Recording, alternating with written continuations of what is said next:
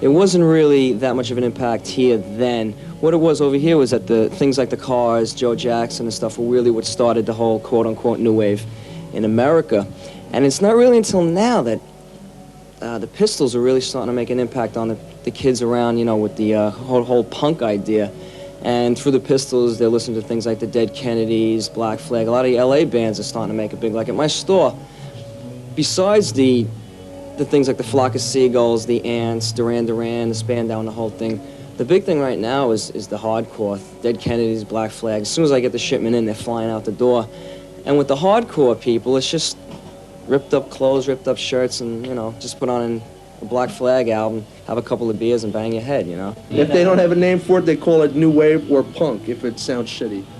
As a club manager, when I open a club and I have a band, and I start seeing people come through the door with all kinds of things through their cheeks and spiked hair, and, you know, I start to worry because these people really, a lot of times, act absurd. I think that's probably, you know, what's in. They act absurd, and they're a real hassle for management. You know, they run into walls and they fall on the floor and stuff, and it's just a hassle.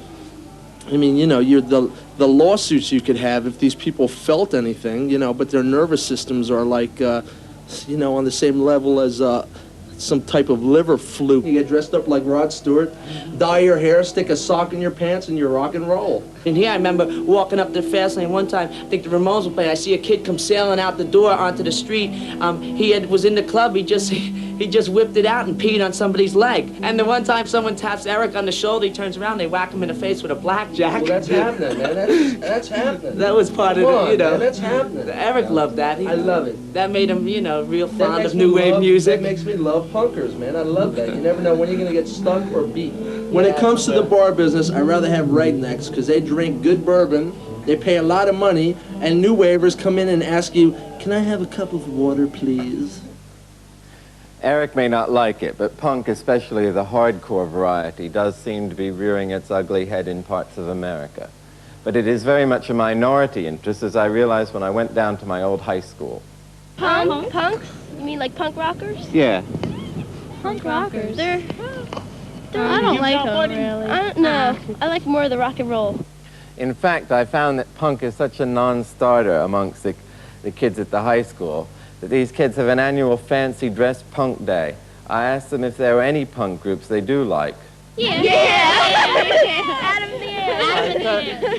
American kids that are into punk aren't necessarily 24-hour punk rockers. The thing is that people in America want to party and dress up to fit the occasion. If we went to England, we'd probably look funny over there. Got it. Yeah. They laugh at us.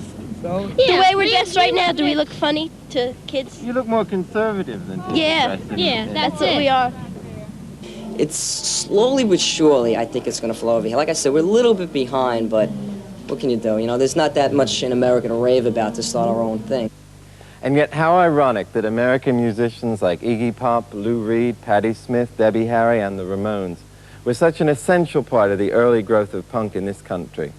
On the subject of punk in Britain and people with nervous systems like liver flukes, we now go to Steve for a chat with sounds journalist Gary Bushell. Thanks very much, mate. From time to time, the musical press seems to create whole new batches of musical categories which seemingly exist to puzzle and bemuse their readers, setting up a whole new series of alternatives to identify with, or not, as the case may be. Well, one of the newest to emerge is new wave punk, although personally I didn't really know it'd been a way. So here to suffer the slings and arrows and all that stuff is Mr. Gary Bushell, features editor of Sounds, and two members of the Manchester band Blitz, who I'm told are the forerunners of the movement. Well, firstly, Gary, new wave punk, where did it come from? Was it your front room or somewhere, or where? No, I mean, everyone's saying about the music press creating trends, but I think for the last 3 years, the music press has tried to destroy what punk was. They tried to say it had gone. In fact, it hadn't gone. I mean, lots of bands all over the country were keeping it alive, like the UK Subs, the Angelic Upstarts, Cockney Rejects.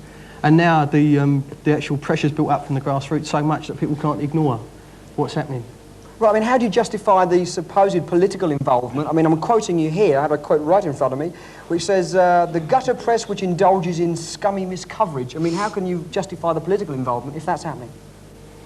Well, there is, I mean, it is political with a small p, because, I mean, you're talking about a whole generation of people where a quarter of the population live under the poverty line. You're talking about millions of people on the dole, and the people who form punk bands now tend to be those sort of people. So obviously they're against the establishment, obviously they're against unemployment, so that's the political element of it, yeah. Sure, okay, but taking it as the, let's take it as the old wave of the 77 almost, I don't know if you'd agree with that, but politically then, musically, how does this new wave differ from that? Is it all that different? Musically, not all, I mean, it tends to be a lot harder, a lot faster, but actual socially, it's actually, this new wave now is what the first wave pretended to be. I mean, the first wave was all art students pretending to be off the dole, and now this wave is people off the dole not pretending at all, but telling the truth. Right, I got you, okay. If I may quote again, I've got some categories here, within the whole category of what we're talking about. Street socialist punk, anti-political Herberts, which is a great one, skunk rock, oi, new punk, Nazi skins, redskins. Now, and the Blitz have been described as the nabobs of yob rock, which is a wonderful phrase. Could one of you please describe yob rock? No, that's his idea. Is that we don't know what it means. This is one of Mr. Bushell's phrase, right? Yeah, yob rock, but I don't know what nabox is. Okay, nabob, I believe. I mean, what category are you guys in? Just a punk band, really. So, I mean, how do you regard the new wave of punk? Do you regard yourself as part of this? Yeah, of course I do, yeah. So, and how does that align with the old wave of 77? How are you different? A lot were working class, they were all middle class. That was all sort of big fashion thing then. Right. The fashion element's sort of gone out of it now, and it's more to do with music.